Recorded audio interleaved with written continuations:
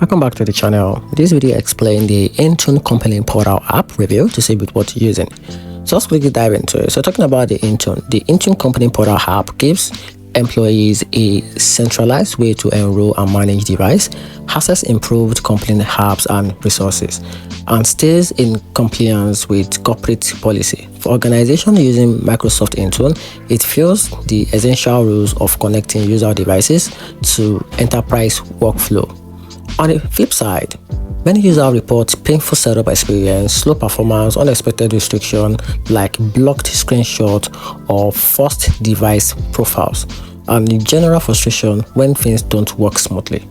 So in conclusion, if your employers mandate it and you need ensure access to company app, the INTUNE Company Portal app is worth having.